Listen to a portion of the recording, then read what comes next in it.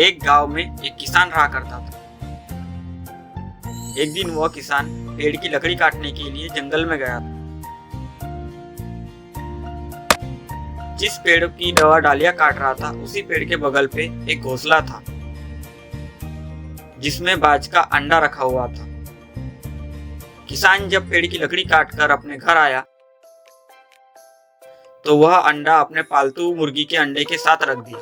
मुर्गी उस अंडे को अन्य अंडों के साथ सेने लगी।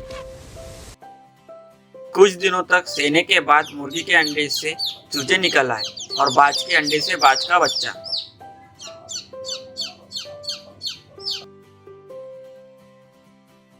बाज का बच्चा चूजों के साथ पलने लगा। वह चूजों के साथ खाता पीता, खेलता, इधर उधर फुदकता बड़ा होने लगा। चूजों के साथ रहते हुए उसे कभी एहसास नहीं हुआ कि वह चूजा नहीं बल्कि बाज है। वह खुद को चूजे ही समझता था और हर काम उन्हीं की तरह करता था। जब उड़ने की बारी आई तो अन्य चीजों का देखा देखी वह भी थोड़े ऊंचाई तक उड़ा और फिर वापस जमीन पर आ गया।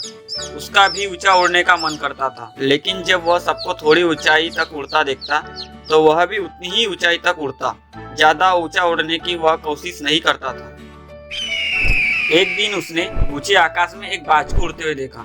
इतनी ऊंचाई पर उसने किसी पक्षी को पहली बार उड़ते हुए देखा। उसे बड़ा आश्चर्य हुआ। उसने चूजे से पूछा, वो कौन है भाई जो इतनी ऊंचाई पर उड़ रहा है? चूजे बोले, वो पक्षियों का राजा बाज है। वो आकाश में सबसे ज्यादा ऊंचाई पर उड़ता है। कोई दूसरा पक्षी उसकी बराबरी नहीं कर सकता। इतने में बाज ने कहा, यदि मैं भी उसके जैसा उड़ना चाहूँ तो? कैसी बात करते हो? मत बोलो कि तुम एक चूजे हो। चाहे कितनी भी कोशिश कर लो, बाज जितना उड़ नहीं पाऊंगी। इसलिए व्यर्थ में ऊंचा उड़ने के बारे में सोचो मत। जितना उड़ सकते हो उतने में ही खुश रहो। बाज ने यह बात मान ली और कभी ऊंचा उड़ने की कोशिश नहीं की। बाज होने के बावजूद वह पूरी जिंदगी मुर्गी के समान जीता रहा।